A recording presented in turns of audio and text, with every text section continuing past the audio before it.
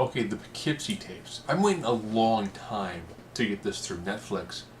I get the actual physical discs. And it finally showed up. This is done in a mockumentary style. And the FBI is tracking down a serial killer. And they find this collection of tapes. And when they show it, it's thousands of tapes, chronologically ordered. And then they talk to other FBI people who were involved in the investigation. So it feels more like you're watching one of the many FBI sort of shows that exist on television.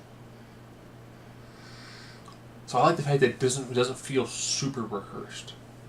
And then they'll cut in bits and pieces of, oh, here's some footage of some of them.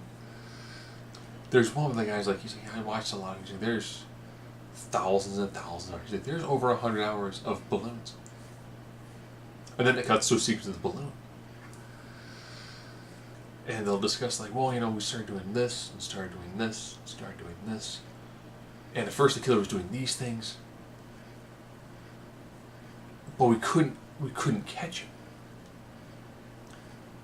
So they'll describe bits and pieces here and there, whether it's, a former FBI person talking to a room full of people, like, here's what's going on, here's what we think it is.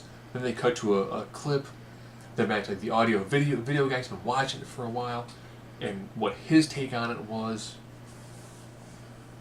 It was interesting.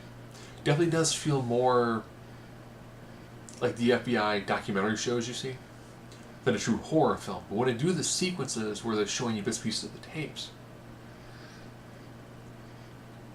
each one feels just kind of different. A lot of them, of course, are different styles of torture.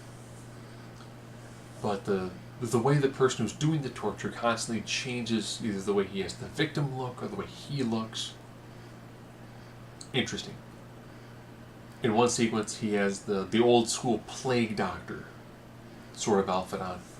In other ones, he's doing weird, like downward dog crawling and then attacking the person. And the cameras always seem to kind of shift. Like the style is a little bit different for each section of tape. So it gives you that feeling of he's taping these at different times, different intervals.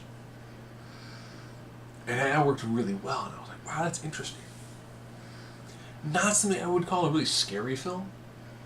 I mean, if you've seen one kind of found footage torture film, you kind of seen them all. But this one, the spin on making it a mockumentary was actually kind of refreshing. It took a concept that's kind of been done a lot and threw in just a little bit to kind of tweak it and to make it their own. So definitely it's worth watching.